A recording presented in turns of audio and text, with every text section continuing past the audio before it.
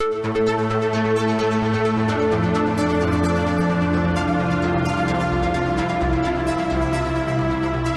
and welcome to the Sensibly Speaking podcast. This is Chris Schelton, your host. Thank you very much for inviting me into your home again this week.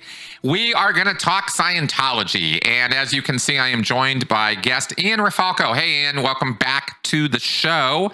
You are a former Scientologist, second generation. We did a show talking about your childhood and upbringing in the family of Dr. Eric Berg, a famous YouTube chiropractor, health nut guy, yeah? Basically. So there's the real summary version intro of this. And we did it. If you want to use his professional name, then that's his. Yeah. And we got to discuss, some of the joys and not so joyous moments in, being a Scientology kid and growing up in a Scientology household. And you were the youngest of three kids. Is that right? That's correct.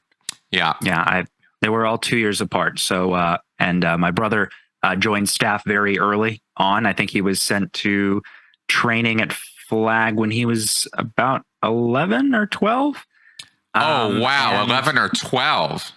Wow. Yeah, I think that 11, 12, 13, in that like little box, like very young teens. And then my sister had a stint on staff. And so we've all sort of, my sister was actually the reason that I went to Atlanta.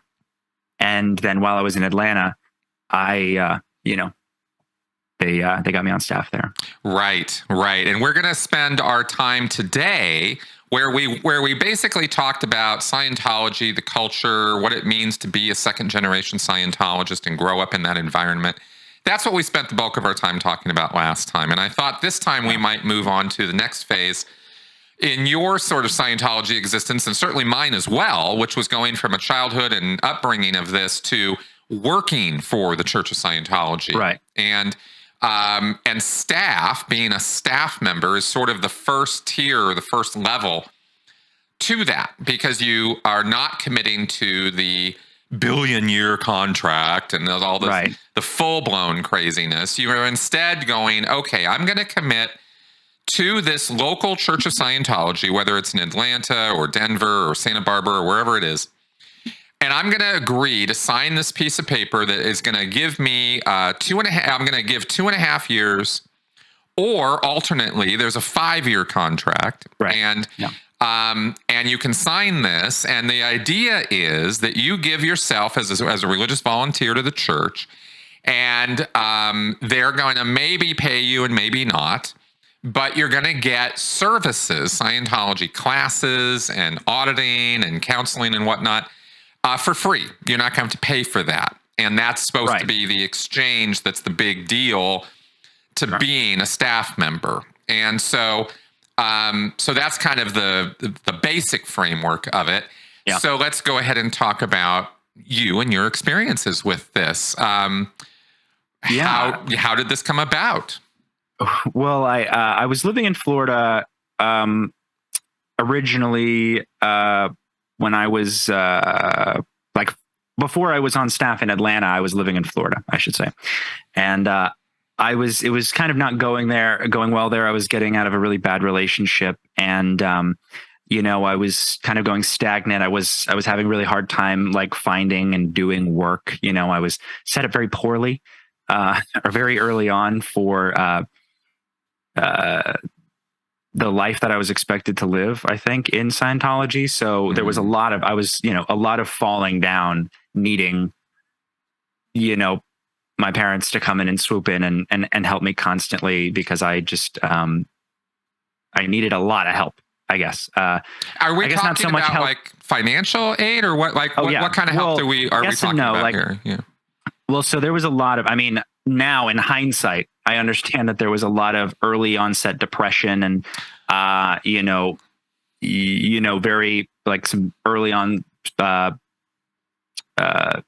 trigger warning, suicidal thoughts, so there was a lot of, I think it sort of just developed into like a lull, like a sort of purposeless drift upon like whatever I landed on. And I had some interests, but they never really seemed too close. So, growing up in Scientology, and I know this of many people who I know still today who grew up in Scientology like I did, and it's like this quiet, just kind of defeated,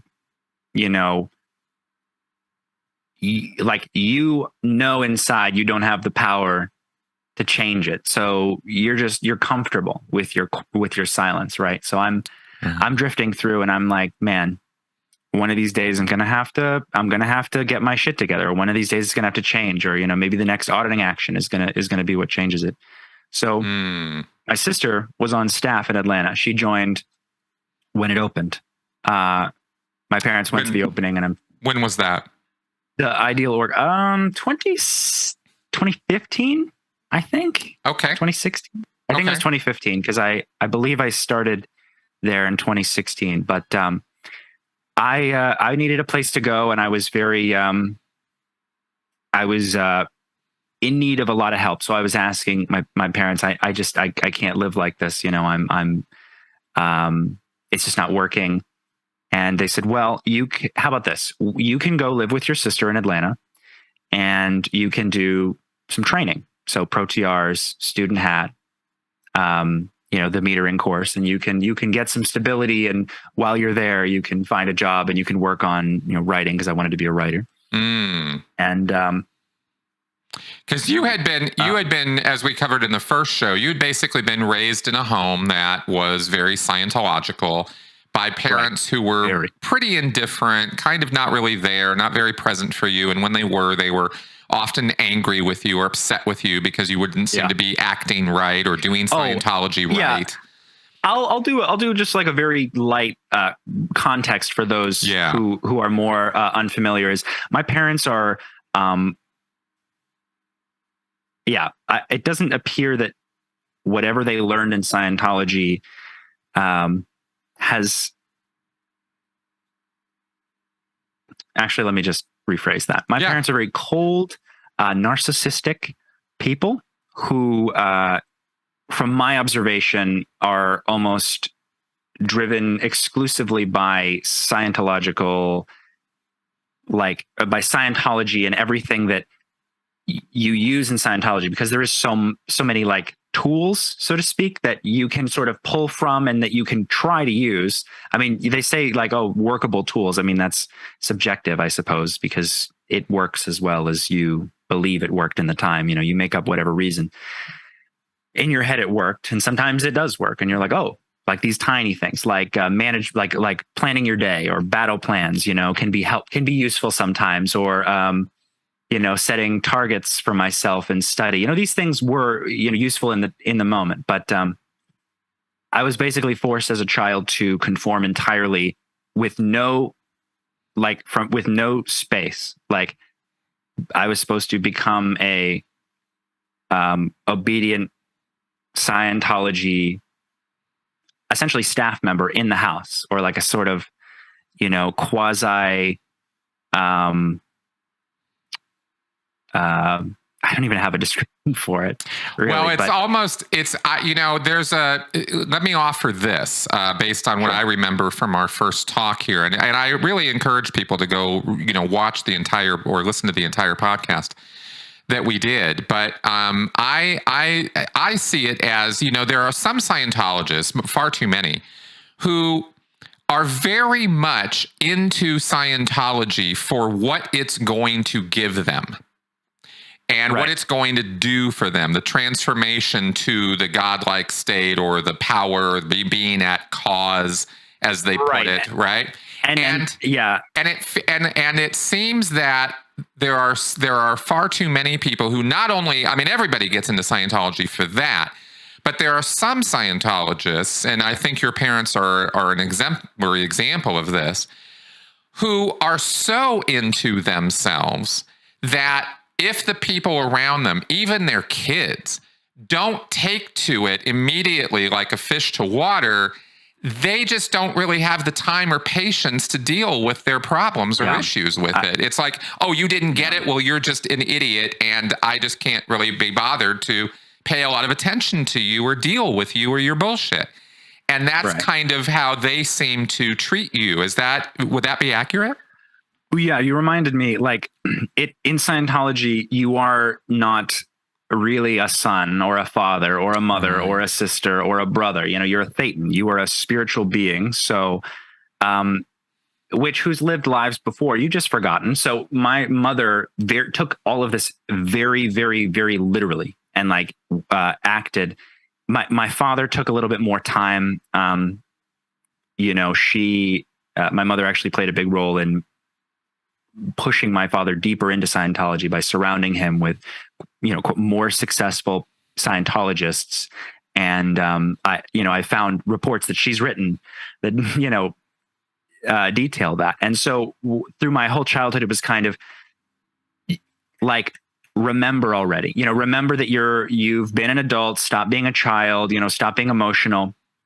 When my mother actually found out that I was having suicidal thoughts, she said, well, just wait until you get to the OT levels. You'll realize that your emotions aren't really what you think they are. So don't worry about all that. Don't worry about those feelings. And I'm like, that was the least helpful thing you could have possibly said.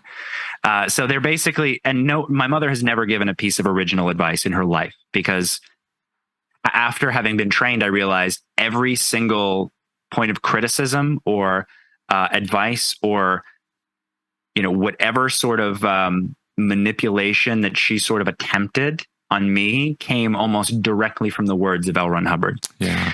And there's a lot of nuance to that, but I've looked into sort of, you know, looking back, looked into my own past and sort of finding it really hard these days to see, you know, what I did wrong at all as a child, besides be a kid, you know, and that was very taboo. It was, you know, you weren't really allowed to, I wasn't allowed to do a lot, you know, I was very isolated and I didn't understand many things about the world, although I was very curious. And I had what I know now, and, you know, hindsight, I had a matter of some undiagnosed autism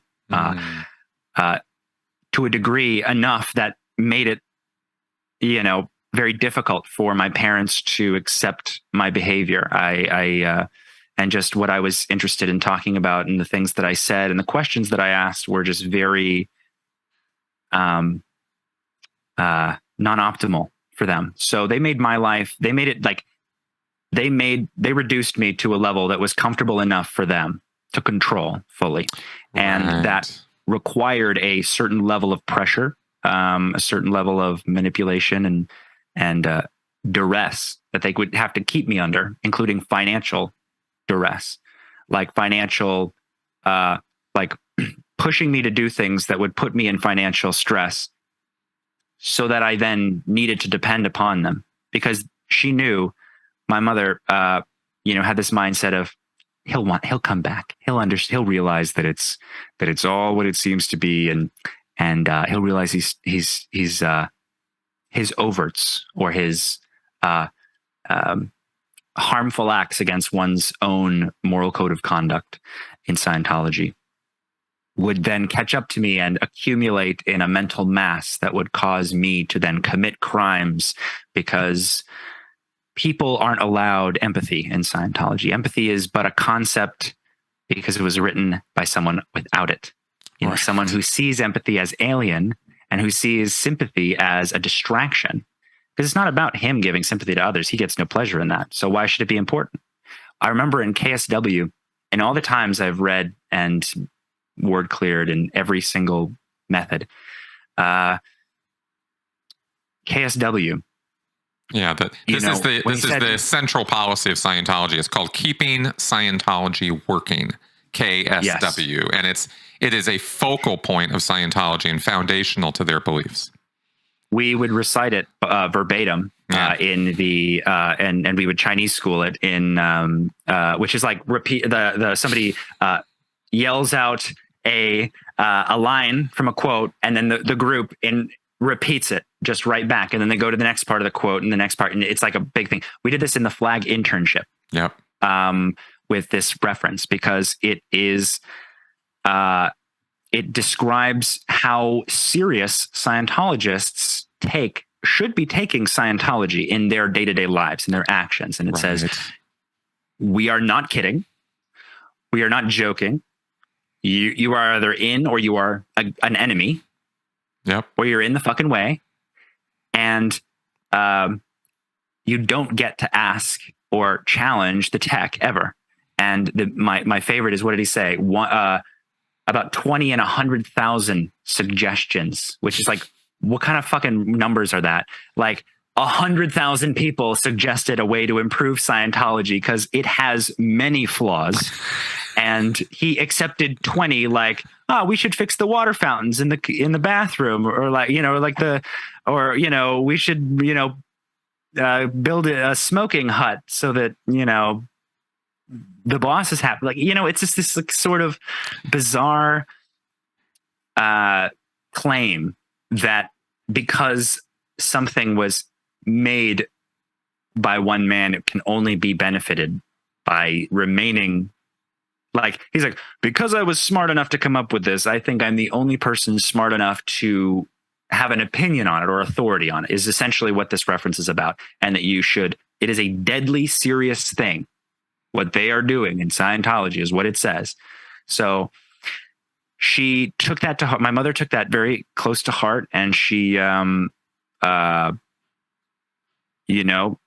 she made sure I remembered what I believed, what she wanted me to believe, what the truth was, so that led to a lot of stuff. Either way. Yeah. So my childhood was very aggressive. Right.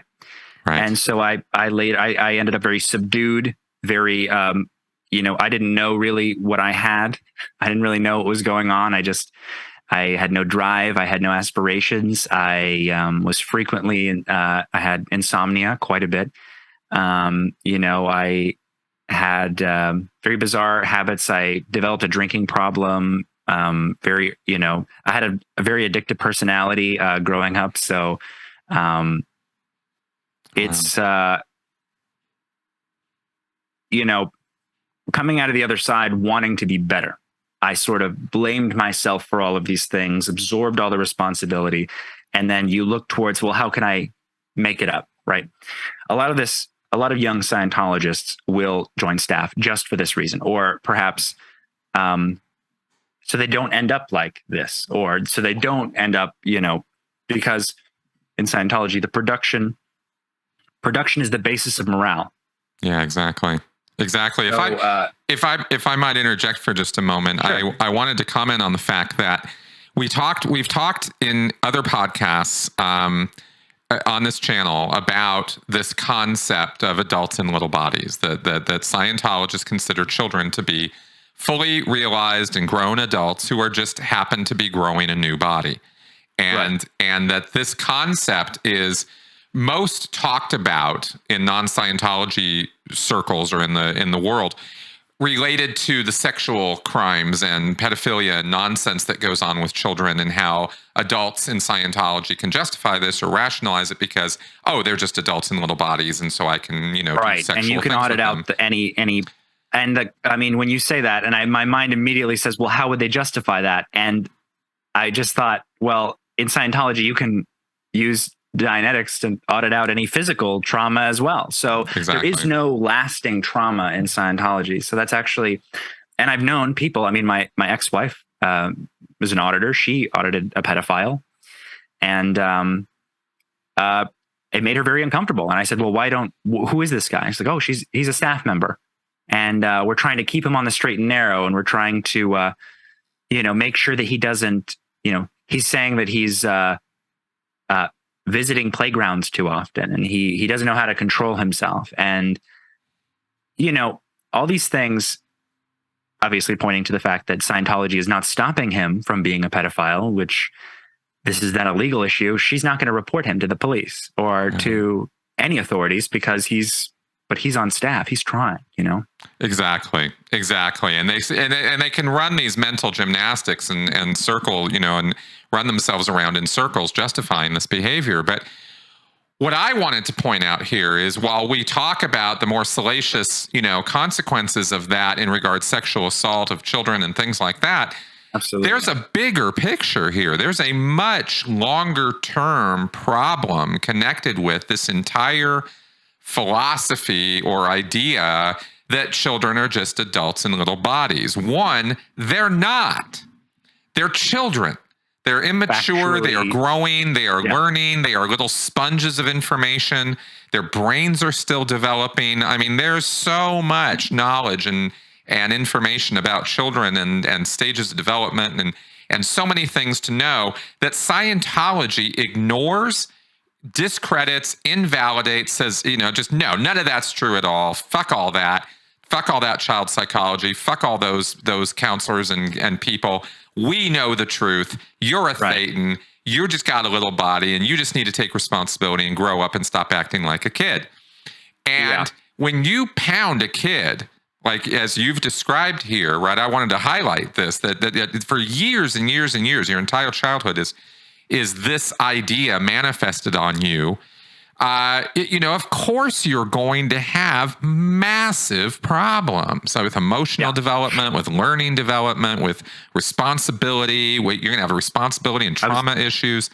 I was taken out of school constantly. So this is also, gross educational neglect that I made up for in my own way, because I did not hate learning things. I was just sort of restricted from learning the things that I wanted to learn because I remembered it. And if I remembered any bit of psychology, I would, that was a problem. It was a problem for me to look for other evidence-based systems that I could add to my arsenal of information, because I was just so poorly educated as a child. Right. And I guess I absorbed information differently. So, that just adds to it, but you're absolutely correct. Yeah. So that, again, being more of this backstory to this, what we're talking about here, we come back to Atlanta. We come back to it. What happened? Well, so I moved to Atlanta and my mom says, don't join staff, which I'm like, interesting. She's like, well, you're there to be on study. And the implication there now is obviously that staff members, as much as it is advertised that you will get to do your courses and all your training and auditing for free, you rarely will ever. Correct. Because there is either never someone who is available to do so, or there is no one trained, period, or the person who is trained to do it is only auditing public because the public pay the money. And that's more important than you if you're on staff. Correct. So, as long as you're doing, and that all assumes that you have the time to do it. Oh, and that you are upstat and that you're having anyway. So I go to Atlanta. I meet this guy, Spencer Marrier, who was the HES, the HCO executive secretary. And that's basically the person who in Scientology who is above the first three divisions of the org. Right. Recruitment, the org establishment, like human resources, income, like sales, dissemination. Finance. Yeah, that stuff. Yeah. So because these are all failures of any of these are ethics matters. And so the HES is more of an iron whip, whereas, they have I guess a normal leather whip for the other ethics officers. But it doesn't help. So he took an interest in me, and he was telling me things like, I make $3,000 a month. I do all this, I get to do this, I get to do that. He was selling me this like very cushy, oh yeah, you get to do this job and you get to do this. And maybe you get trained and that's free training, and for someone who knows how expensive auditing is, the training, and who knows how expensive the training is, it's very, that's like value. That's like a steal, right? That's right. And I'm there. It's a real sales job too. It's tempting for Scientologists because auditing is thousands and thousands of dollars racked up over time because it's what is it? A few $100s an hour is what it comes out to. So I mean, it's a bargain for orgs, for class 5 orgs, which is your everyday org. It'll be $2,500 per intensive, which is 12 and a half hours of auditing. And then you obviously buy as many intensive. You don't buy one intensive. Right. You maybe buy an extra intensive after you've run out of a package and you need to finish that last little bit, but like you're not done. But usually you're going to buy it in chunks so that they'll offer discounts, like all other businesses do. Exactly. I mean, just to give an estimation for folks out there, it can take anywhere from I can give you 15, numbers. go ahead. Oh yeah. Well, so I remember, so SRD is obviously, I did that at Flag. So that was about $5,000 to be there. I just did for that one with step. Just for the one step. Yes. Wow. Especially at Flag, everything is double price because, they just have more people there. Essentially. That's what I equated it to, is just that they had more people moving faster than they would in an org where there is no people, where everybody's currently busy constantly and they can't help you. Flag, there's usually somebody there. I mean, now it's almost, when I left, there was never really anybody to help me with the things that I needed, but there were just people there. Once I was done with the training aspect, it was like I wasn't getting auditing. It's like, well, there's nobody around to help me to do anything because I'm not paying money. So who gives a fuck? Right. Let's say this. How many intensives of auditing do you think it takes on average to go from 0 to clear? 0 to clear. Well, they shorten the grades tremendously. And now ARC straight wire, it's pro TRs, or student hat pro TRs, upper indoctrination TRs, the metering course, which is now 2 weeks because you do the course 3 times in a row. Usually takes you 2 weeks. If you're full-time 14 hours a day like I was, you will do it in 2 weeks.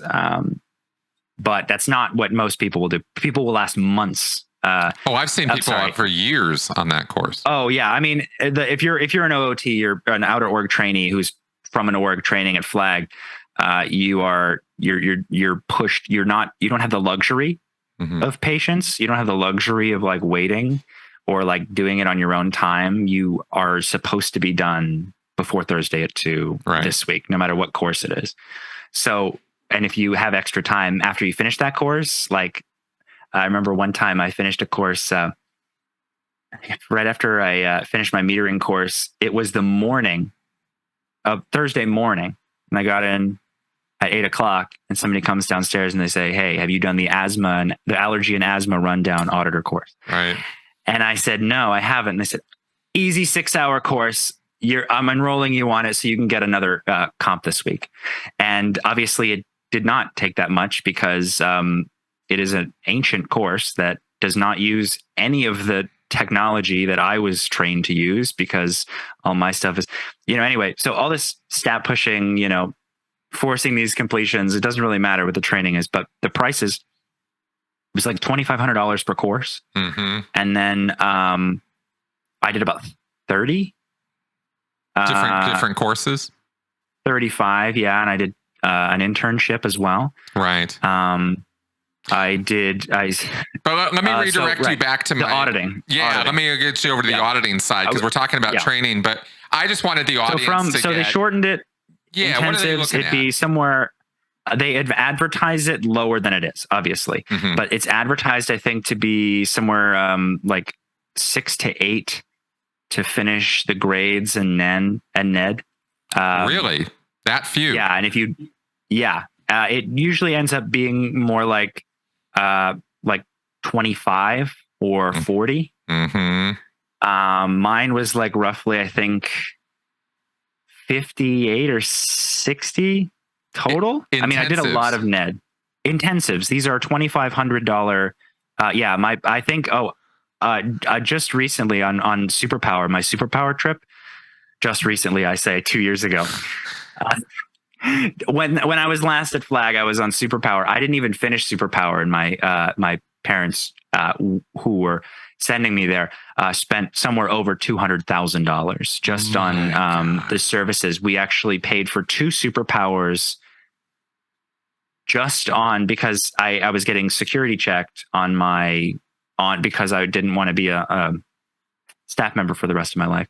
Right. I said, I think my real purpose is making movies. And they were like, "Oh, okay, that's going to write that down and circle it in red. Mm-hmm. And inside joke there. Yeah. Yeah. I was forced to stay there for 5 months, being passed around different terminals, passing me back and forth, sec checking me every other day that I had to pay for. It was a ethics ordered action for no other reason than I had other purposes in life than Scientology. Yeah, you had other fish to fry. Yeah. Oh, I was in doubt now. I was this doubtful suppressive who obviously had done nothing. And, even though it said Scientology doesn't work on suppressives, an awful lot of people get to the OT levels and end up leaving. So I'm not sure who is so, even in your own, they lack so much critical thinking that they don't think things through that much. But I was forced to stay there and do all these things, but it was all coming out of my parents' pocket, and they paid because I was there and I was in the middle of it. And what are they going to do? Say no? What am I going to do? Pay for it?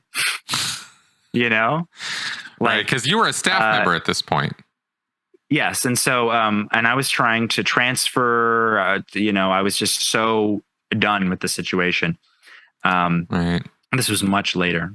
Anyway, yeah, we kind of went to the end. Coming back to the beginning. Coming back, I mean, even when I was on staff, I was paying for Scientology services as a public because that's what they wanted me to do. Because my parents had money at this time. My parents didn't start making money until I was like 20 or so, or 19 to 22, I think. I'm 26 years old now, so it was back then, and they started, my dad's YouTube started, making money, and he was buying, new cars and, all sorts of stuff.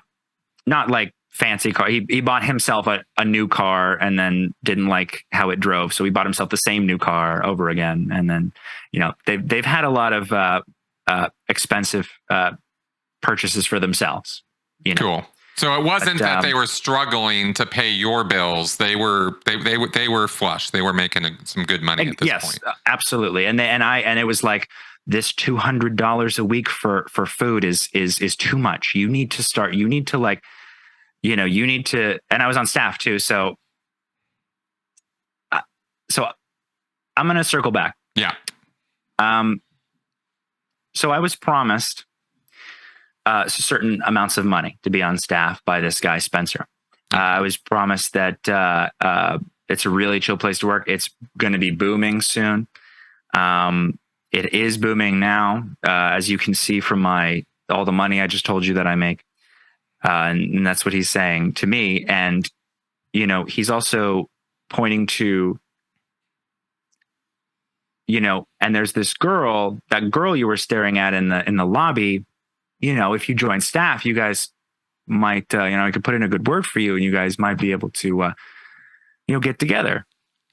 And this specific action actually happens a lot. It was actually while I was on staff, I dated a girl, not her. The girl in the lobby, that wasn't really a thing that happened. But later on, I did end up dating another staff member, who was used by the org to flirt with other prospective staff members while we were still in a relationship. And they said, what was the word? What the term was like, he's a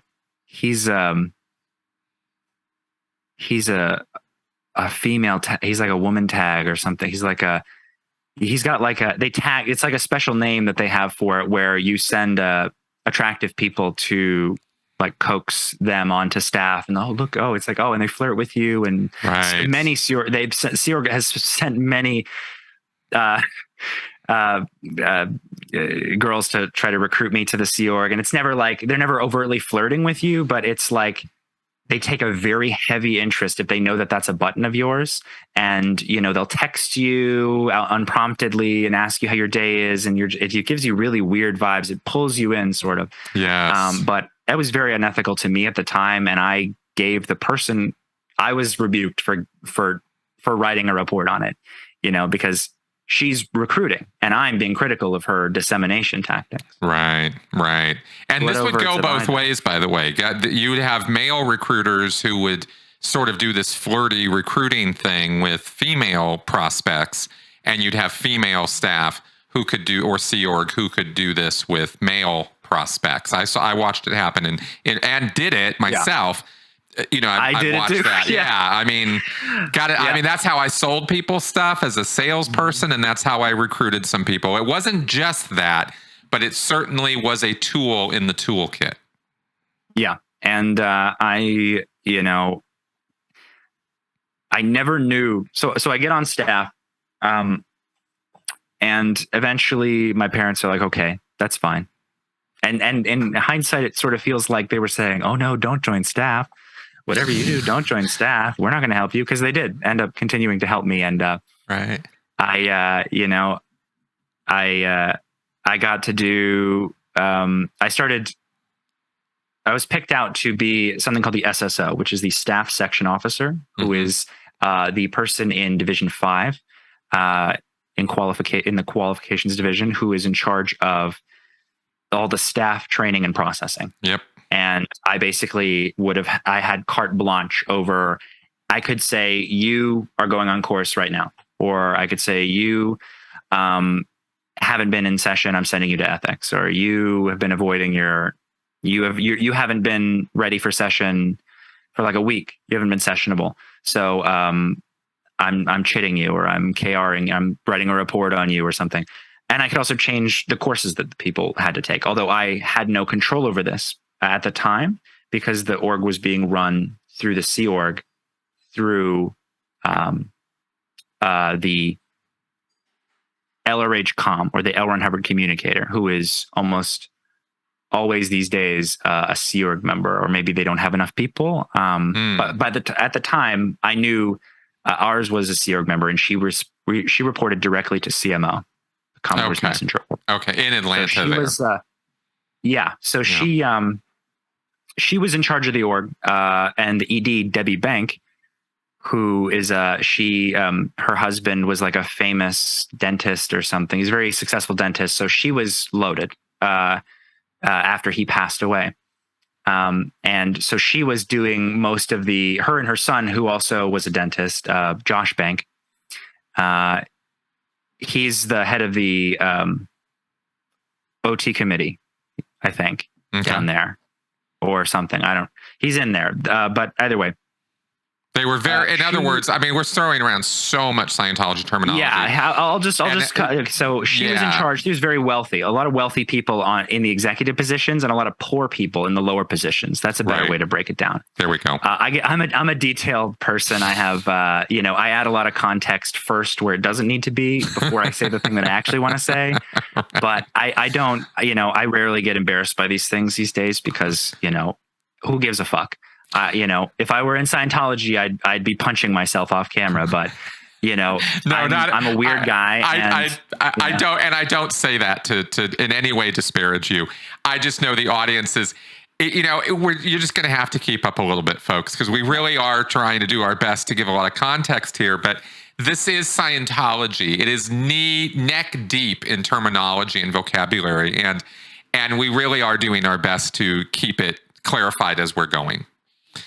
Yes. So, so I basically had a job that I was limited in power at the time by those who were in charge of me. And there were a lot of wealthy people who were telling me that the reason that I was not able to make money is because I don't know enough about Scientology, right? I don't have the tech. I don't have the data. So I'm working with this, as the Scientology would say, a stable datum, which is just something you keep in your mind and you hold on to, like a thought that keeps you grounded or something. Perfect. So that I didn't know enough, that I was lacking the information I needed to complete this, to be a better staff member. And let's be clear now. And I'm sorry to interrupt, but let's be clear. You were raised in Scientology. You were familiar with the terminology and basic concepts of Scientology. You'd been around it your entire life. You'd read a bunch of the books at this point. You'd listened to a bunch of the lectures at this point. You were a staff member in an org. Yeah. But your problem is you don't know enough Scientology to be able to do your job well. Yeah. And I was an SSO for 7 months, and I read a lot of references, and I did a lot of drilling, but I hadn't done, there were certain things I hadn't done. I hadn't really trained too much. I did the student hat in Atlanta, which I did pretty fast. And then one day there was a lot happening, and I'm not going to go off into everything that happened during that time, because there was a lot. There's always a lot. There's so much. It's ridiculous. But at the end, the ED, Debbie, came into my office, and she sat down and she said, "How would you like to be a class 5 CCRD auditor," which stands for the Clear Certainty Rundown. Right. In other words, you could take somebody all the way up to the level of clear and get that done with somebody. I decide when they're clear, basically. Like, I know I can take them all the way up, and then, but to do that, I have to myself be clear. Now, at this point, 7 months into being on staff, I had, they made exceptions for me to take time off of staff to go in session because I was paying for it, which is something they would never do if I wasn't paying for it. Yep. Like with actual money instead of debits, which mean nothing. It's essentially just a record being like, I owe you, I owe you, I owe you. Yep. It means absolutely nothing to debit anything, especially with like Flag stuff. Like, they make millions of dollars a week at Flag. There's nobody's worried about paying people back. All this money goes straight to the top anyway.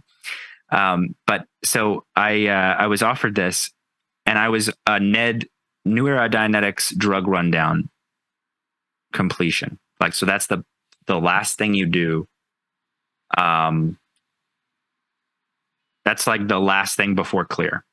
Yeah, you were steps away from achieving this state of clear. You were right on the doorstep of it at this point for yourself. Yes. And I was still having so many problems, but I said, this sounds like an adventure.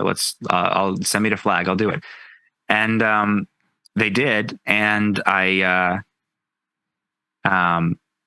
trained for 11 months, 14 hours a day, 7 days a week. I got 3 or 4 days off total. Wow. One was Christmas. One, I think, was Thanksgiving. Another one was my birthday. But not Christmas. The first Christmas. Sorry. I started in fall, continued then till the following November. So, wow. I went through that. Anyway, and this was in Clearwater. You got sent physically over there. This was in Clearwater. Yeah, this was at Flag. I was there, and we got off. We took the buses to the motels and back and forth. You were staying in motels with other Sea Org members, and we were treated like Sea Org members, and and that's a whole another story in of itself. And there's a lot that happened there. Security was very strict at the motels. They constantly, they took people's phones, looked through their messages. They had dogs that they would, they had a guard dog that they would have walk around the property with the security guard, David. And he would, it would keep people from leaving. I mean, there are like laser trip sensors and cameras everywhere, night vision. The whole line of the property is all lasered up, so nobody can leave, and it's on the water. So that is very new information to me. I have never heard about those security precautions and trip grids and things put in place to monitor people there. That's wow. That's even more 1984 than I had remembered. I mean, they had to. I mean, people. Like, I asked what the dog was for, and he said, in case people run away. And I was like, at the time, it was like a joke. I was like, yeah, I can see that, so the dog can find them, and you can help bring them back and, help them get off their overts and get them back into the fold. But I think he meant it in a little bit more of an aggressive way. That guy, he had some issues. I think he was too excited to have that attack dog on his on his arm. We were not allowed to pet the dog. That was very disappointing. Anyway, I trained this place, blood, sweat, and tears, and doing the thing. Did over 30 courses, an internship, which involves rigorous. I did, I think, 165 hours of auditing on my class 4 internship, and that was in a month. Wow. So this is nose to the grindstone stuff. I mean, it's hard to imagine how intensive this is unless you live it. But it's just nose to the grindstone from the moment you open your eyes to the moment your head hits the pillow at night. And you're getting what, 5-6 hours of sleep a night? If that. Like, I think lights out is at like 11:30, but you don't get back to the motels until like 11. Or 11:45, I think, and you get back at like 10:30, and you have to change. Then there's exercise at night, where you have to run for at least 15 minutes, and you're not allowed to do anything else but run for 15 minutes. So everybody's running because you're sitting all day. So they legally have to put you on your feet, I feel like, for that period of time, so that you don't develop like herniated discs and your legs muscles don't atrophy. You have to walk, and we made the most of it, but. We being me and the few people, we were, I wouldn't say a clique, but like a small group of closer friends, Yeah. Yeah. You tend to get tight with the people you're on training with. I did 4 different full-time training projects or programs when I was a staff member, and I was travel from Santa Barbara down to Los Angeles. I didn't go out to Flag for training. And you really do bond with the people you're training with, who come from all over the world to train. Right. So there are some gains here in experience and learning and growing and meeting people, but man, that is so overtaken or overshadowed by the rigor and the just the intensive drive to produce statistics and work and at the same time, you were being hit up for money all the time, or to hit up your parents for money all the time while you're there trying to get through your training. My intern supervisor, my supervisor, I actually had a couple supervisors because there were a few that had to speak different languages. For the OOTs, there was an OOT course room. So there was like a Taiwanese supervisor, there was a Russian supervisor, a Spanish supervisor, and a Italian word clearer in the back named Giuseppe. And just to get this out of the way real fast for anybody who's a little lost, word clearing is not the course supervisors are like the teachers, and the word clearers are like their assistants. They're the guys who sit down with you and work over the words and the understanding, the concepts you're trying to understand, and get you to clear them up. That's what that's about. Yeah, there are 9 methods of word clearing. Right. And each 9 is a different sort of technique, and word clearers are essentially specifically trained on these 9 and using an e-meter and ProTRs and things, so that they are sort of like tools to make things go faster. If people don't, in the lore, it's like if you go by any MUs, it's bad. Don't do it. Exactly. Or you are fucked in every sense of the word. And that's the reason that we're actually all here, by the way, is somebody had a misunderstanding trillions of years ago, and a being misunderstood something, and then violence happened and chaos. And that's right. And then we needed bodies, and then bodies became all we were. And then, blah, blah, blah. It's like, I'm a sucker for a good sci-fi. I'll eat it up. And it's probably one of the reasons that, they were able to hook me, that I was creating the images myself. I was creating my own past lives in the session, and it was like, oh, wow, that's so cool that I was there. But like, I could do that out of session too. So there was no difference from my observations. It was just I was being asked to make something up on the spot, and it was like I was already able to do that. Either way, I did a lot of when I was at Flag, I got a repair program because apparently all the auditing I had done at Atlanta was like botched from which is another thing, which is like it does, just because you do a service doesn't mean that you've done the service. It means that somebody has delivered a version of their interpretation of a service to you and they gave you a certificate. There is no broader verification above, like below the flag level. Like you can't, like most of the auditing that most of the auditing that you do will have to be redone. Exactly. No matter what you're doing, like you're going to find a problem. It's impossible to be a good auditor just based on the like logical contradiction, like not logical contradiction, like the logic that he's using, that L. Ron Hubbard is building for you, that you're supposed to work under. It is so flawed and so self-destructive in its own like distrust of itself. It's like a very like, this is the most exact technology. We have no idea what can happen, but this is like a scientific accuracy. Like they throws around like exactness and blah blah blah. Anyway, I'm trained to. I finally go clear while I'm at flag. Let me halt you. Let me pause you for a second because I want to harp on that point you just made because it's an important one that gets that doesn't get enough attention and is a key to why Scientology in Clearwater is able to make as much money as they make.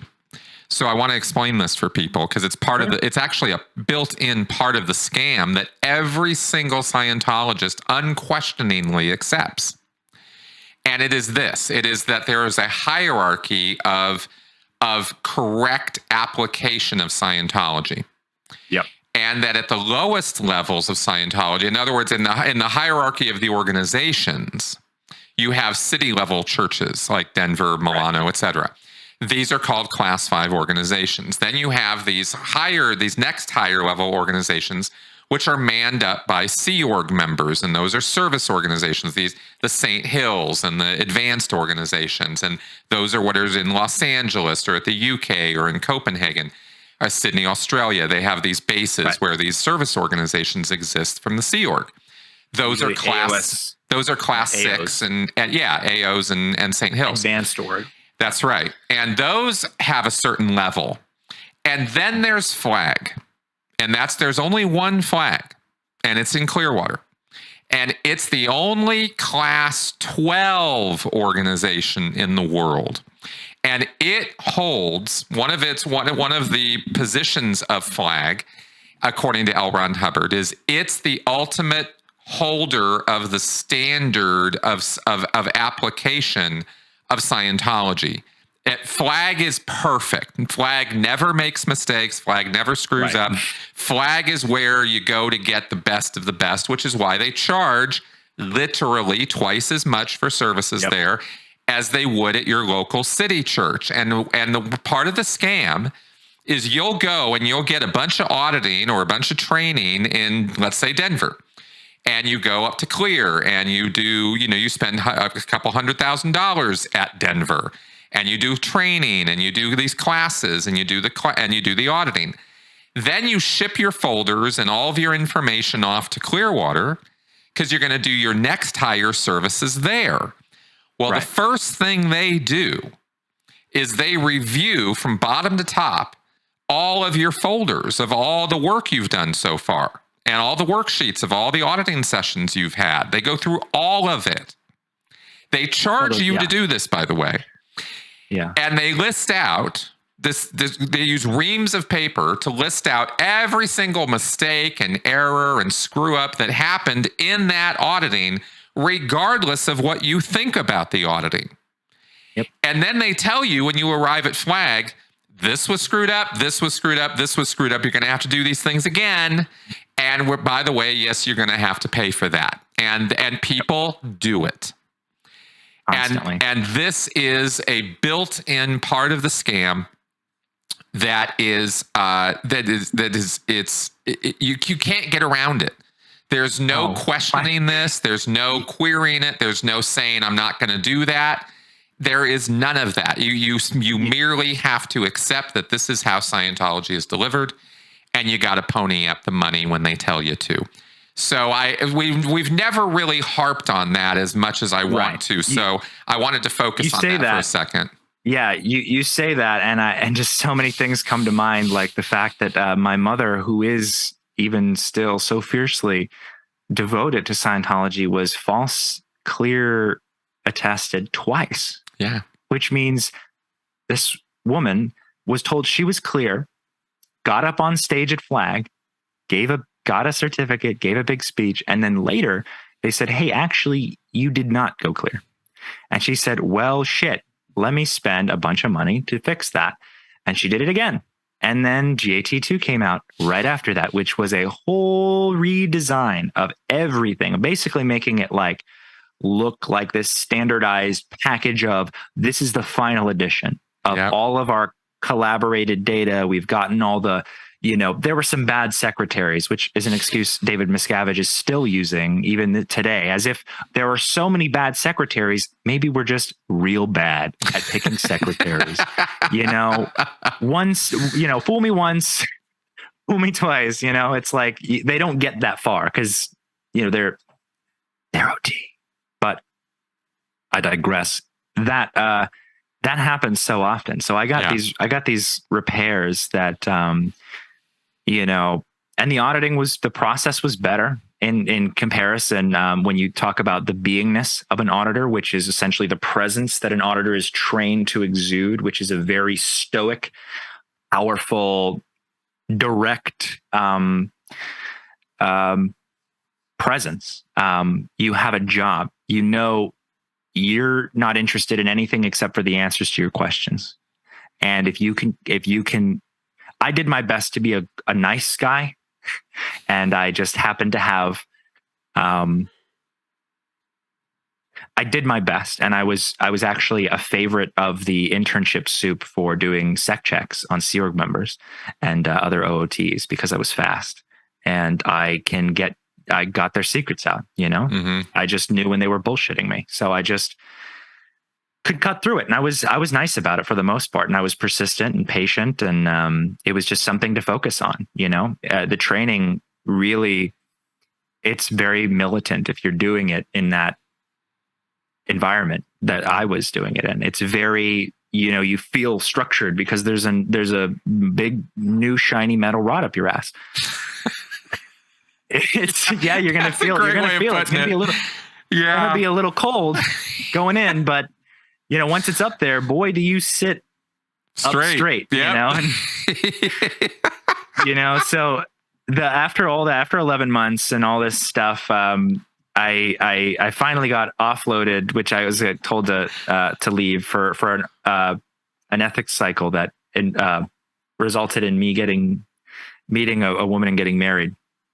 And then divorced, but that's also another story. I explained some of that in previous interviews and on my channel. But I left Flag. Oh, we should be clear about something. Just to comment on this real fast. There's no dating. There's no sex. There's no relationship stuff. No. You don't have time off when you're at Flag. You don't get Saturday and Sunday nights off or any bullshit like that.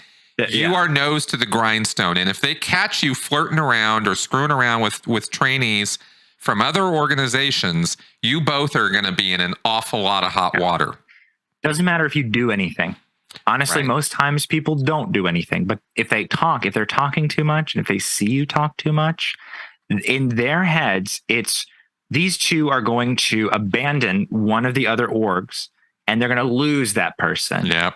Because we can't trust these people ever because something happened probably a couple times in the past, which I've seen it happen. I've seen it happen. You're talking to somebody it happened to. Exactly. I hooked up something with another similar trainee. happened to me. Yeah. Something similar happened to me. I was a little more resilient on my position, and I was like, I didn't really let them a lot happened, and I was very naive at the time. Right. I was just, they didn't piss me off enough yet. So I I did everything they wanted me to do, but I did make a friend who I was accused of being romantic with, and then it became this whole like forbidden fruit thing, and her friends were talking to me about what she's thinking, and it was just like a whole big weird mess. And so after she left, we ended up dating, and then she came back, and that wasn't allowed, and it was like a whole thing. But Right. so I got some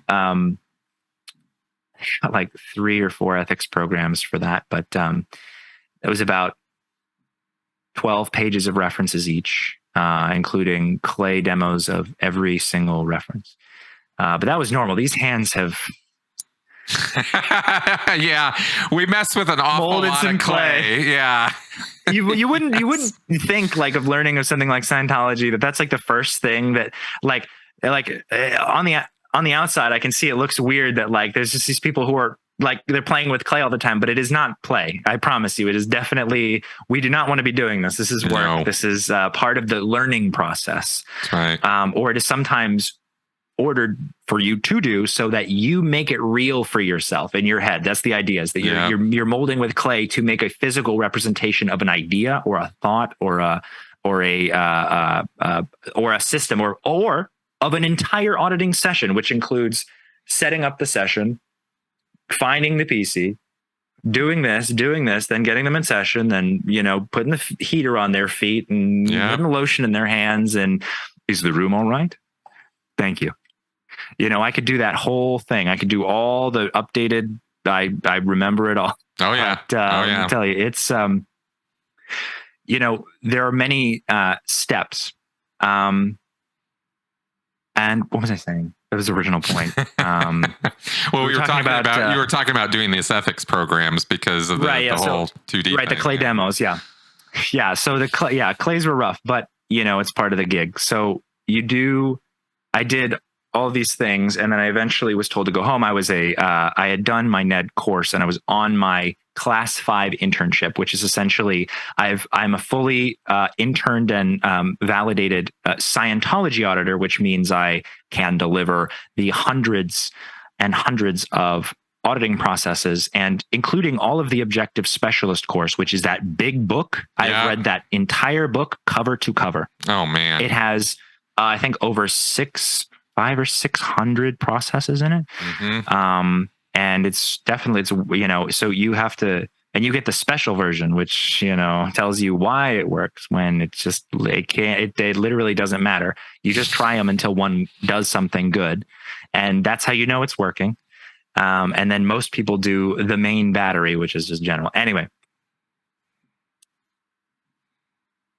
all this noise aside, I was trained to do basically everything, and I was good at it. And I prided myself in being good at it because for once in my life, people respected me. People in my life respected me. My family was suddenly like, wow, look all these things you're doing. Look, you know how to clear someone. That's crazy. Now, I never did the CCRD auditor course because I left too early, but I wasn't really allowed to because I was needed then in Atlanta to audit people.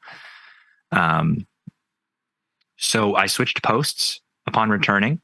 I was told that there was a line of pre-clears waiting to be audited and that I couldn't do any personal services at Flag before I came back. None at all, even though I had them paid for. And I said, no. My the FR, the Flag rep, Sarah Teresi, who was in Atlanta, she said, no, he can't do any personal services. We need him back to audit people now. We need him in the chair, is essentially what you hear. And so I went back, and there were 2 repair programs, which for an auditor is a very small amount of work. And I finished those in the first 3 days. And I had no pre-clears for another 2 weeks. That was the overwhelming wall of pre-clears they had for you, were 2 repair programs? It was because they could afford to fly me back that night, like that day, just to get it done. Wow. And that I knew enough, and they didn't really need a NED validated auditor. You know, they didn't really need somebody to side check all my class 5 work, basically. But it didn't matter because once I got back, I was put to work on all the public, and I did an awful lot of auditing on very few people. Mm-hmm. But I did my part. You know, it was like at the time you're thinking like, I don't want to be out of session, because when you get back from flag, what you realize and this is, I'm sure any flag trained person listening to this would agree.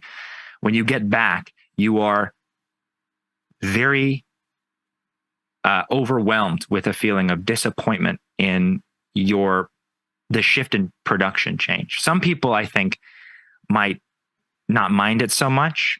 You know, there were a lot of people there with physical problems who didn't really like the very physical, active part of training. You know, the stairs and walking to pre-clears to eat and moving, even just getting up in the morning. Sometimes people needed like medical exemptions or something, special schedules, and because they just couldn't take the normal process. Mm-hmm. They still got yelled at just as much. But when you get back, you realize that, all this stuff you've been preparing for was just kind of like wishful thinking, and that now that you're back in your org, it's empty, and you're not, and the less time you spend doing the thing that you trained to do, that's never usually what you end up doing. Like, you get back to your org and now you're on letter writing because the org can't find anyone to pay for auditing, because they're doing fundraising events every weekend and no one can afford anything, and nobody even wants to afford to donate. And they keep us there until 11 p.m. and keep the public there until 11:30 at night in these events, squeezing the lemon until, the ED's rich son says, I'll do 10,000 or I'll do 5,000. And they're like, yeah. And they play Eye of the Tiger for the 10 billionth time.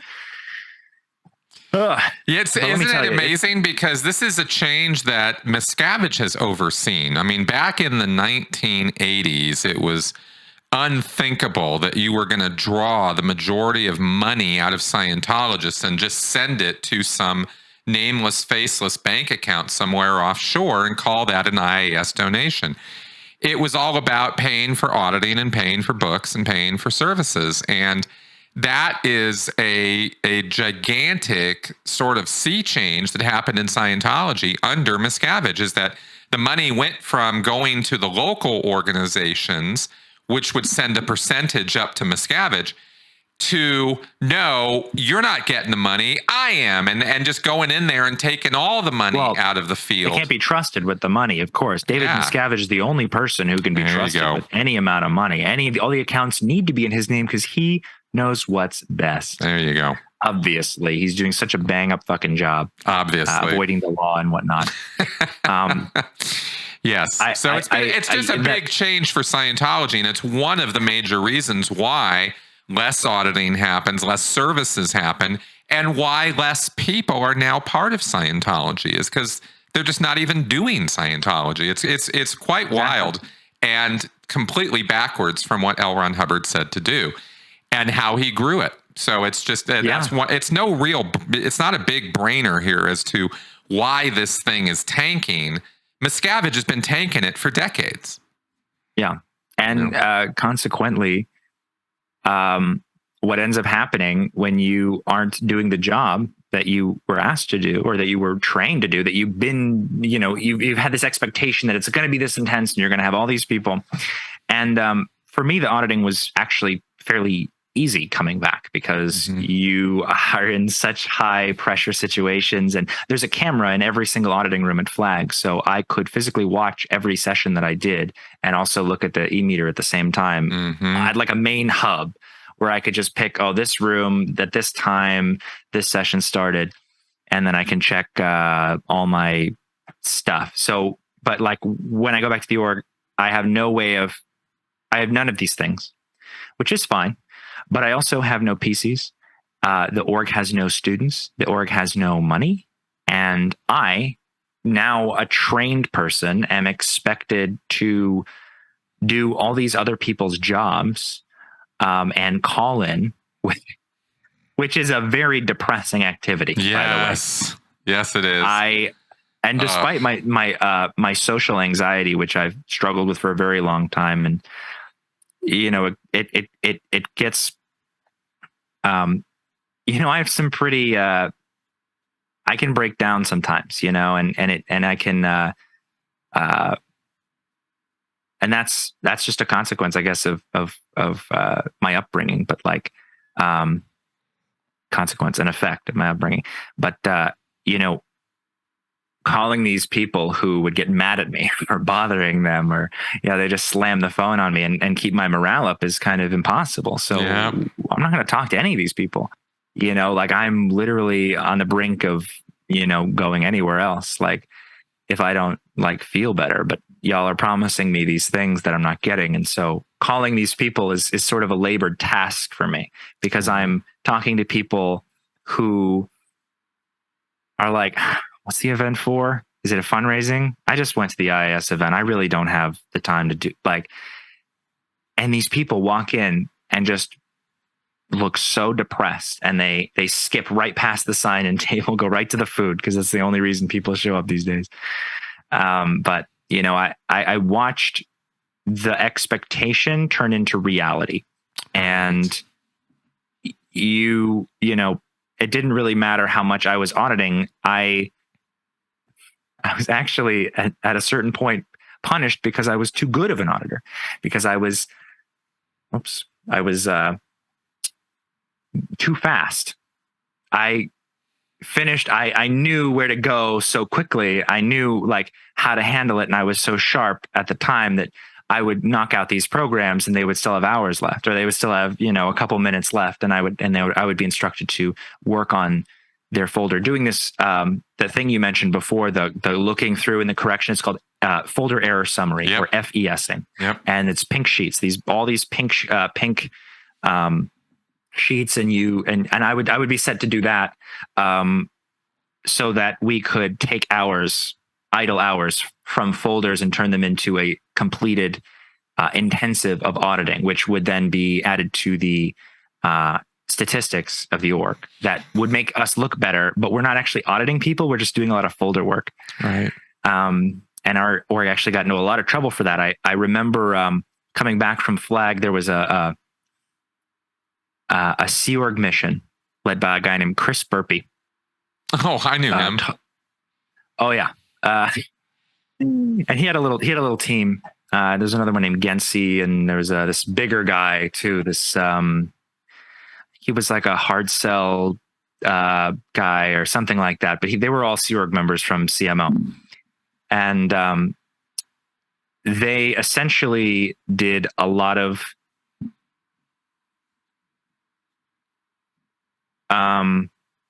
stuff that wasn't allowed. Essentially, they did a lot of what are called in Scientology financial irregularities.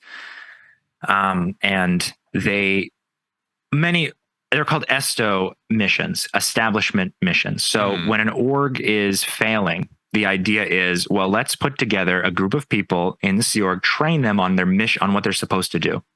What's lacking in this org, right? The idea is helpful, but the execution is very rarely good, because you can send them there for wholly altruistic reasons.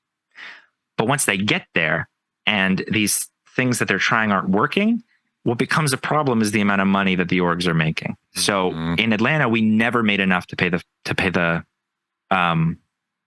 power bill. In the time that I came back from Flag, and that I from my training, and to the time that I left Atlanta, we constantly struggling to afford anything, because there were no campaigns, there were no dissemination tools. There wasn't even someone called a DissemSec, a dissemination secretary, head of Division 2, who was in charge of promo. The promo room was just empty. I used that big paper cutter sometimes. That was pretty cool. But other than that, there was the Mac in there that you could use to edit the photos. I was set to the event photographer, because I had photography experience, and so that's just what I got put on. I honestly was grateful to just have that, because I didn't have to hound people or sit them down and extract money from them in some painful manipulative way, because that's just not who I am. I've never been one to like, if I should be able to succeed with the truth, you know. And if I have to lie, then it's detracting from my success personally. So I mean, that was just how I acted, and it was awful for them because they just wanted to use me as a trained tool, because I had done all my upper indoc TRs, which is the upper indoctrination TR course has to do with physically, like being A to B. That thing that you were talking about, the book before, it's about being tone 40, or basically putting as little time between your decision to request something or have something happen and that thing actually happening. So you shortening of those two things. So whether it's physically moving a human body, you're trained to do that. You're trained to cut through people struggling to get away from you and flag. I've thrown a couple people against walls because they tried to escape from me while I'm doing the drill. And I'm a big guy. I'm 6'4", 210 pounds. So I was hard to run away from, but and I'm light on my feet. So it's, having done all that, there's a lot of, expectation on me coming back when everybody's just like depressed that nothing's working, and they're not getting any help on their life because they're too busy working on staff, or they're on staff they're not going in session. They're not doing the courses they want to do. They're not succeeding in life, mostly because Scientology does not work. But they don't know that. They're not conceptualizing this presently. So what I noticed was just making the biggest deals of the smallest wins, and like cracking the whip on the smallest failures, and sometimes the best weeks we had were when we got to, when we met a fundraising target for the IAS, and a percentage of that target went directly into staff pay and was diversified beyond between all the staff members. Yeah, I wanted to ask you about how much were you making a week? Because you get paid weekly as a staff member, right? Yeah. So when I was training, we diverted a little bit, but I'll come back. When I was training, I was making about $100 a week, and I'll explain. And that gets into that wasn't supposed to happen, but when I actually got back to the org and I found out about this mission, basically what they had been doing is they had been creating bank accounts, opening lines of credit for people, taking out second mortgages on people's homes, and maxing out other people's credit cards, taking hours paid in one folder and putting them into another folder with different names. So you're basically stealing hours from people who you just assume aren't coming back. It's basically, it was a huge form of theft, essentially. Right. And credit card fraud. And what year was this? This was 2017 through 2019, I think. Yeah, so we're talking we're talking right in the middle of the whole Chase wave time period, where they were just charging credit cards, doing all kinds of stuff, as we've described in earlier podcasts. Yeah. Yeah. So those financial targets were just most important. So I was when I got back, I think the most I made was like $80 total for 1 week. I mean, before that it was like maybe like $20 a week, $35 a week, $16 a week, $14 a week, $8 a week. One week I got like $6.30 or something. Wow. And but you don't do it for it's not about the money. Yeah, it's not about the money. Yeah, it's not doing it for the money. So you're fine. So you take that stupid envelope and you sign your stupid little name, and you rip the thing in half so that the Treasury Secretary can put it in her little basket and go on her little DOS computer where she can put in the finance system like ancient code that I don't understand. No, it's it was quite bizarre. But anyway, so much for $3,000 a month, though. No, never anywhere remotely near. I mean, the executives made a lot more.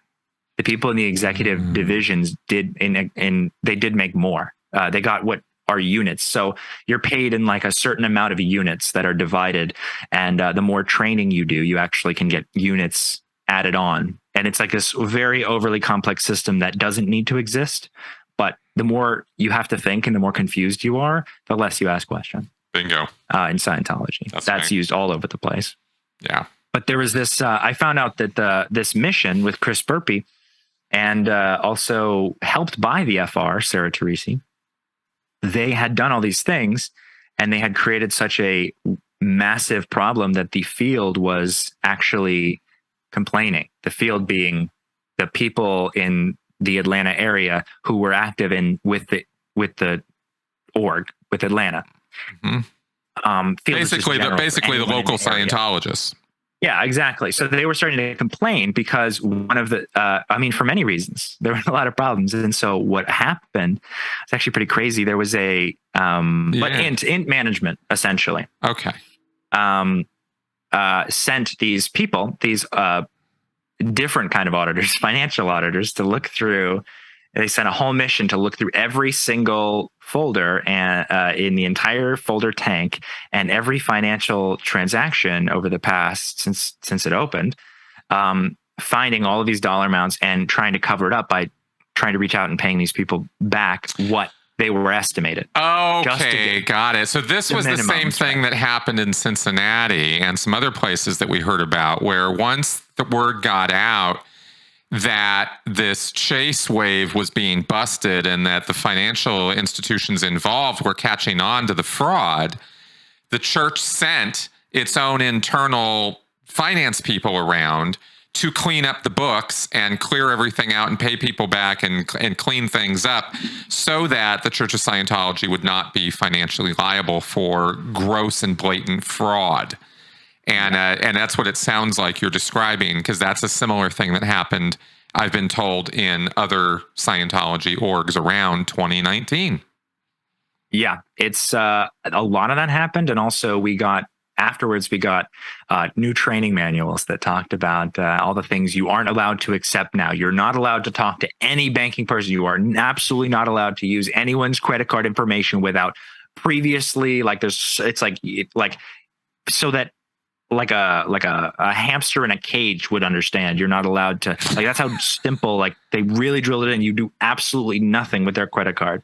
How interesting. They actually put that in writing in a manual. Oh yeah. You have to get a Method 9.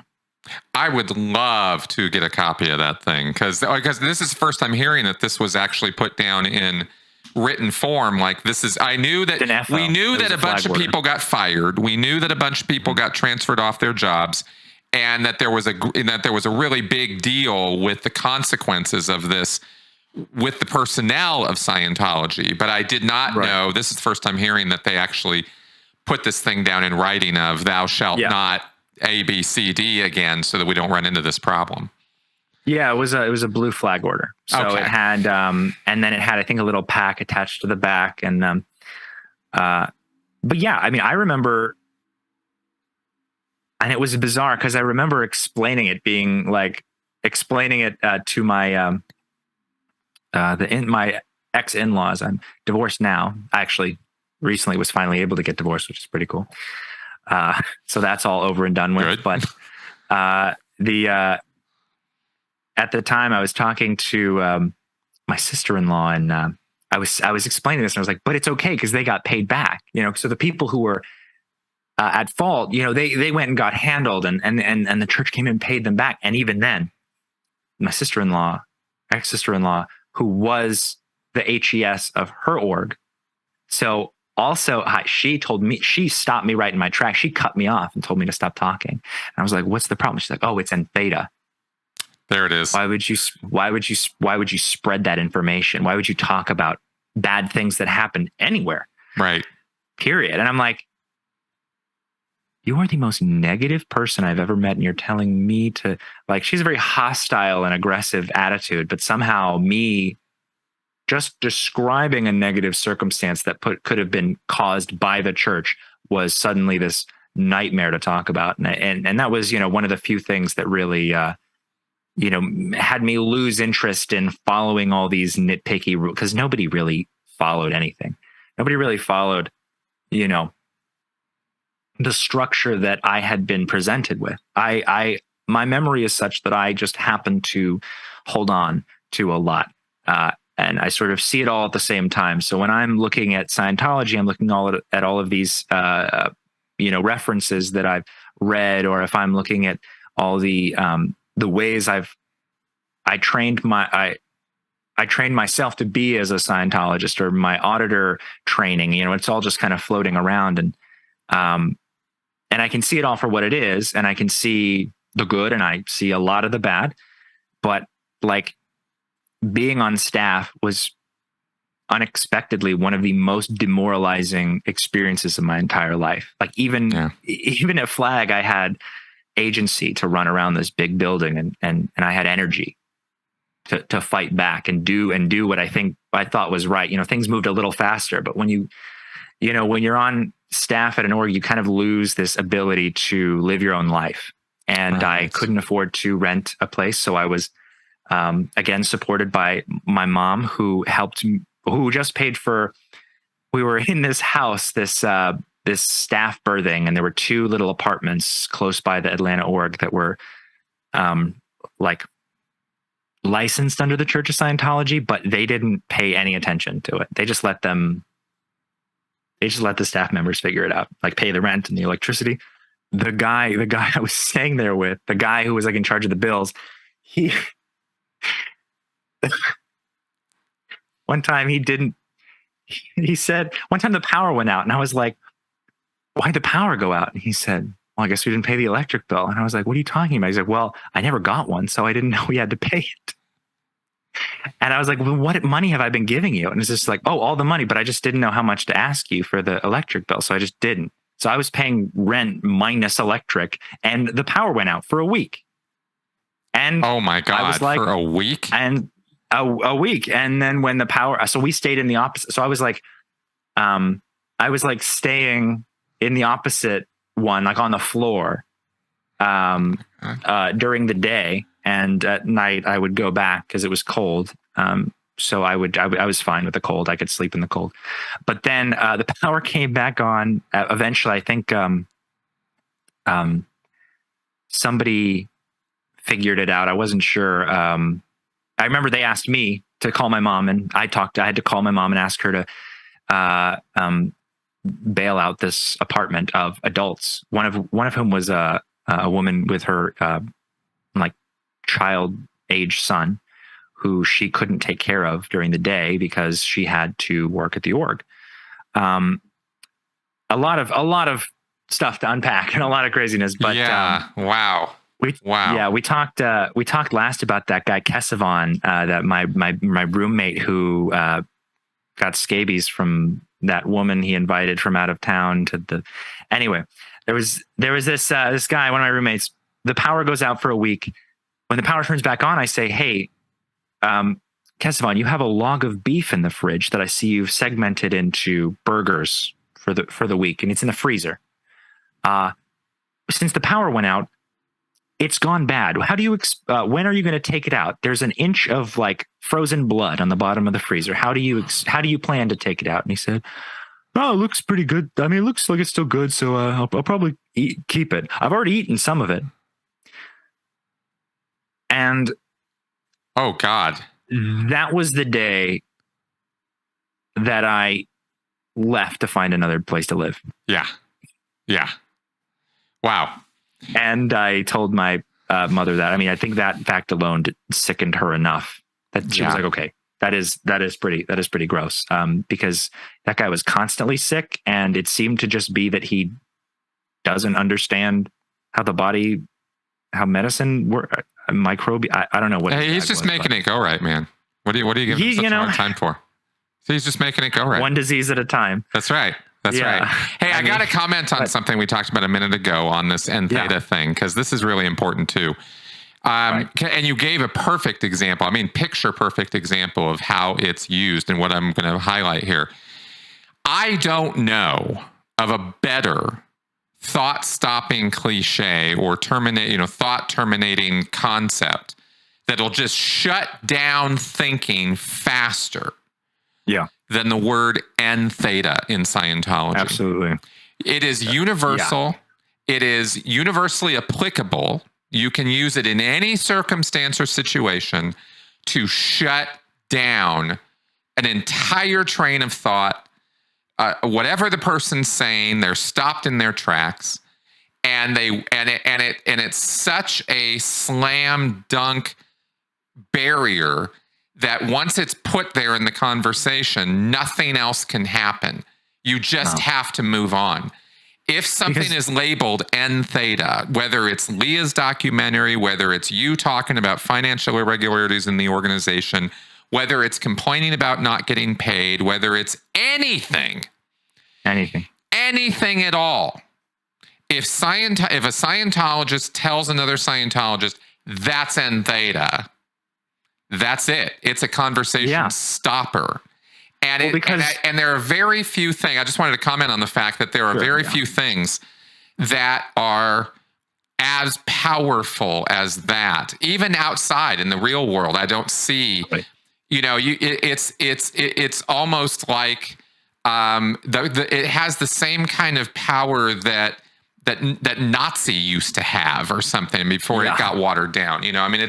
It's this incredibly powerful concept that whatever it is you're talking about, whatever, it's bad, it's wrong, you shouldn't even be thinking about it, much less talking about it. And this is just pure brilliance when it comes to the concept of mind control or thought reform, because this is how it is done. And this is also anything on the internet having to do with Scientology. Oh, it's N theta. And not even negative stuff. Sometimes Googling Scientology is itself the overt act. Having had to extract many overts from individuals myself, many of which far too explicit to say on YouTube or on a podcast. Yeah. I mean, the things I have heard would, shock a lot of people, I think. But anyway, you learn this technique where essentially L. Ron Hubbard describes overts a lot, and he essentially equates overt acts to every source of evil, right? They're sort of the manifestation of the wrong act or the confusion that preceded it. And this confusion will create disorder and chaos. And in order for there to be the concept of order, there must have been the concept of chaos. All this stuff that he took from somewhere else, because it's not in context. You don't use any of this information. A lot of the information he uses to describe something is mostly filler. You don't deviate to I remember that one thing I read in this book. Let me try that. You don't do that in auditing. As an auditor, you do a set number of actions on a set number of prepared lists. These prepared lists can sometimes be just prepared before session, questions. But one thing you learn is that if somebody has negative thoughts or a desire or a criticism or an internal negative outlook about a certain specific thing, your job as the auditor is to find when was there tell me about that thought. Okay, thank you. When was there an earlier similar time that you had a critical thought like that? All right, thank you. Tell me about that. After that, you say, could you tell me the first time you had a similar critical thought to that? And just before, and then you get them to tell, and you say, okay, well, thank you. Just before that, what was the overt that you committed? That's right. And so you get this idea that all N theta, if you're hearing it, it's coming from a distrustful source. You're already sort of getting that SP sort of wall up, and you're like, I don't know about that. I don't know about that. I thought that integrity was enough. you'd think that, someone's own belief in a system would be strong enough, if it in fact worked for them, that they would be able to hold it. That's sort of how religion works, period.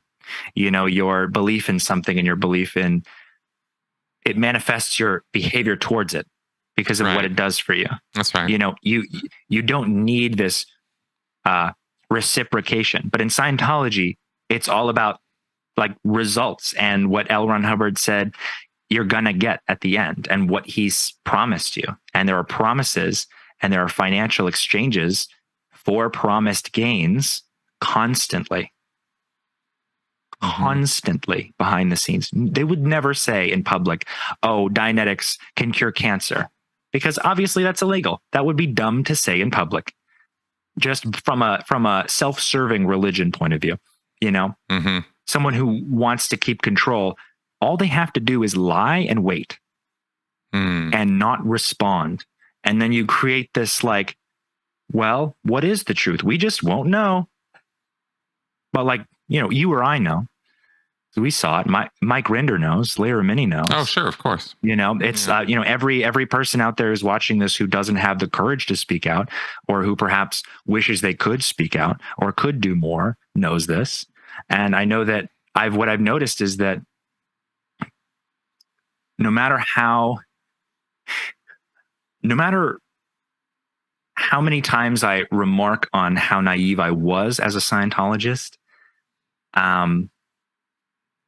the amount of joy I feel from actually being like intellectually free to be my own person and to learn things like unbiasedly.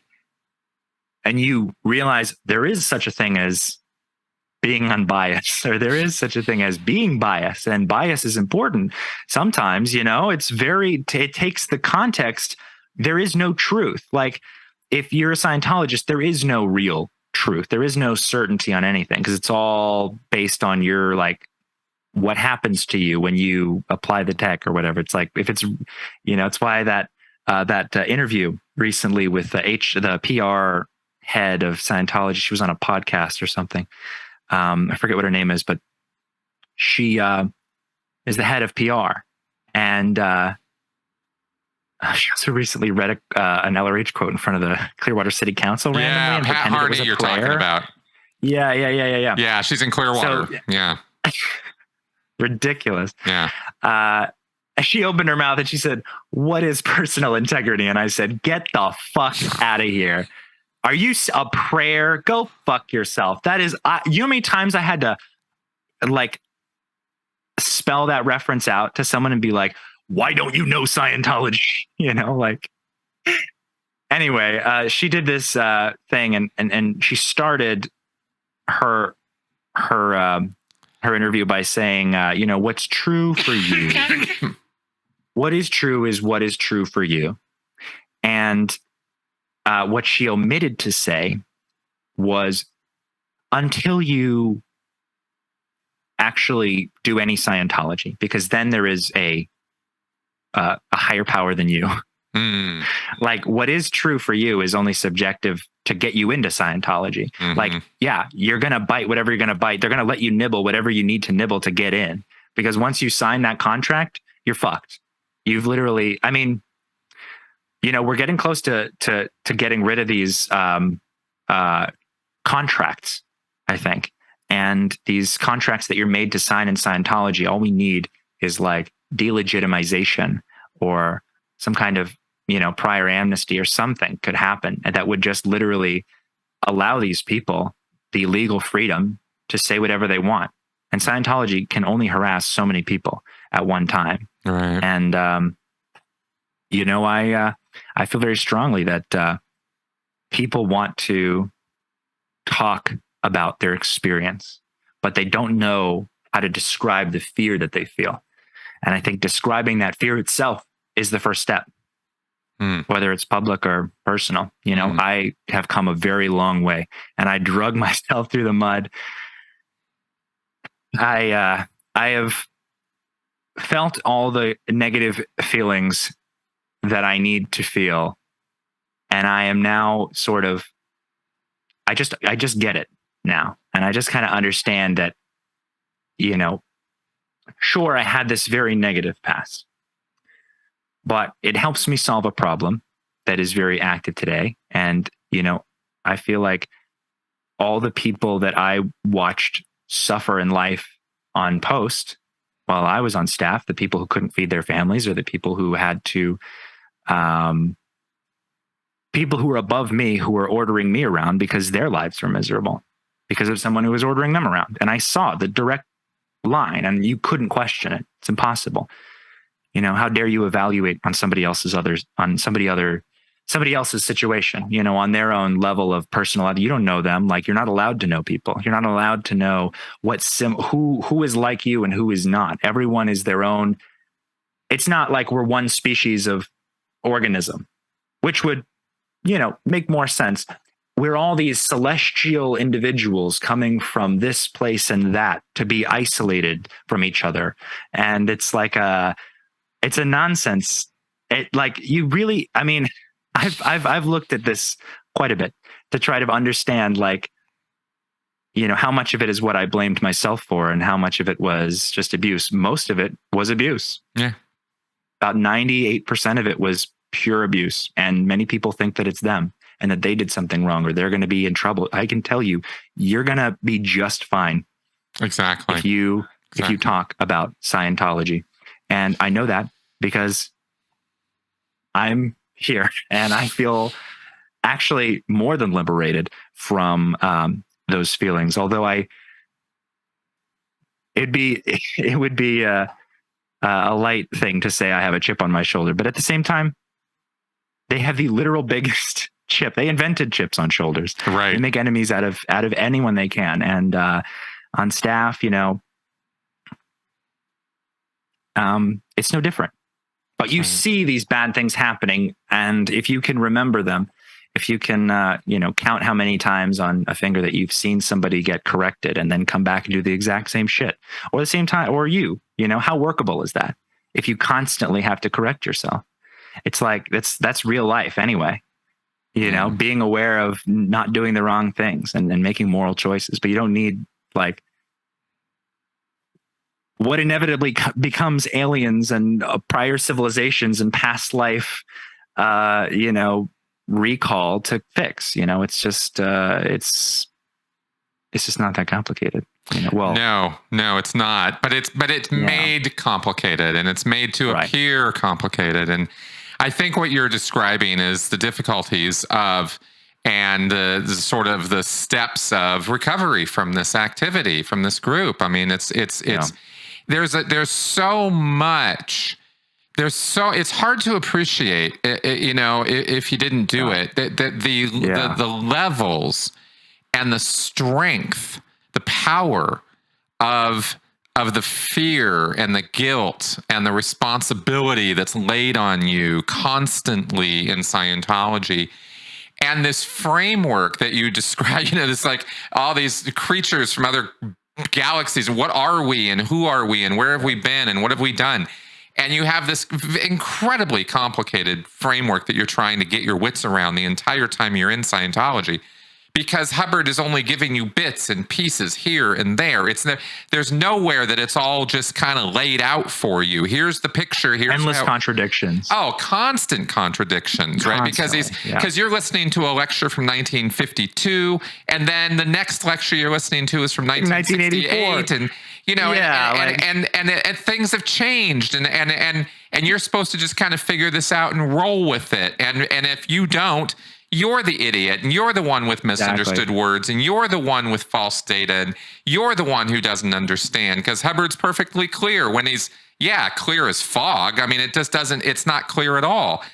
And, and I think part of the struggle, you know, that you're going through or been through, and I, you know, me and everybody else comes out of that, is the struggle of trying to think with, well, there must be parts of this that were true, that made sense, that were real, that meant something.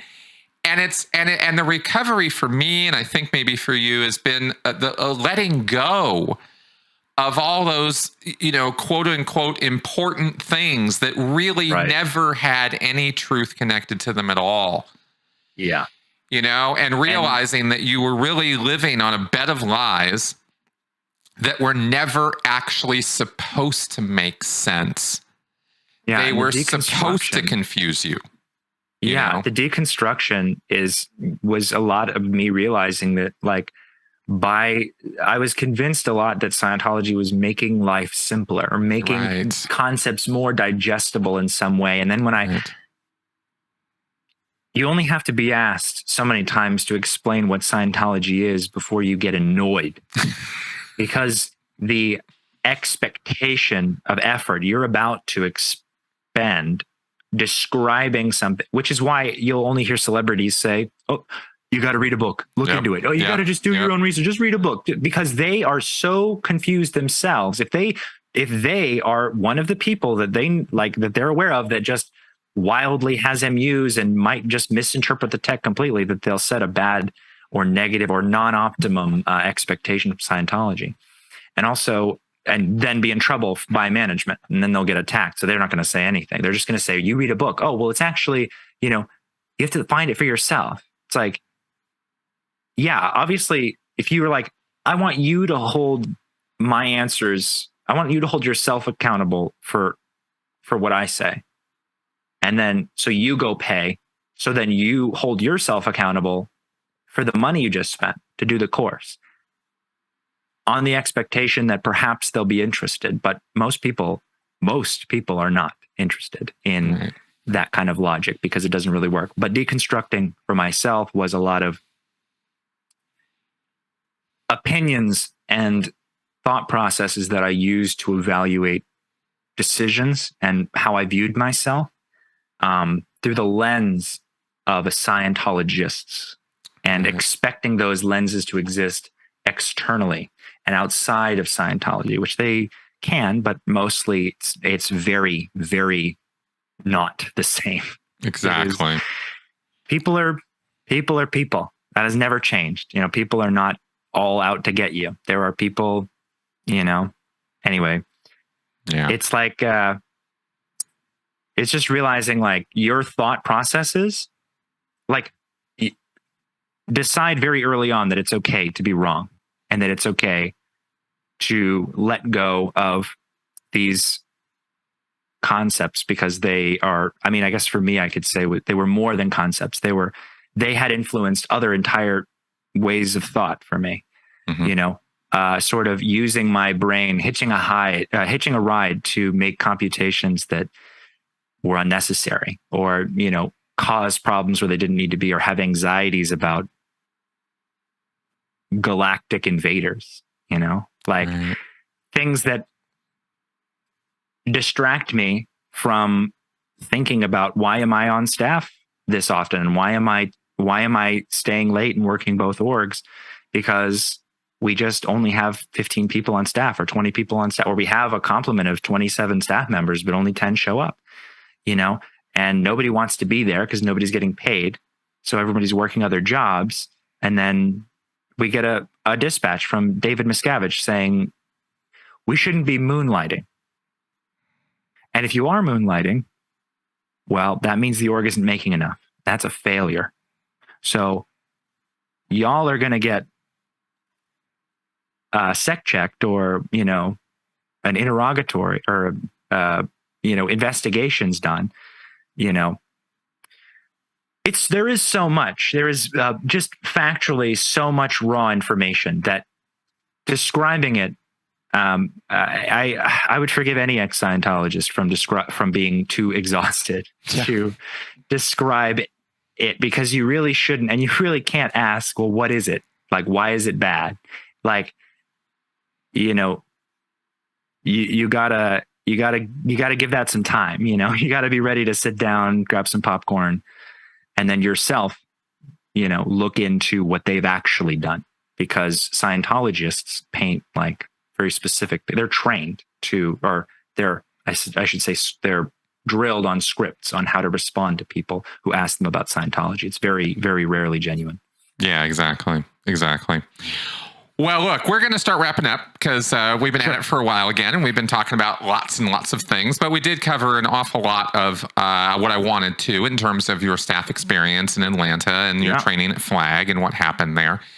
and your thoughts and feelings about that. And of course, your thoughts and feelings about getting out of that and recovering from it and reorienting and readjusting, thinking accordingly.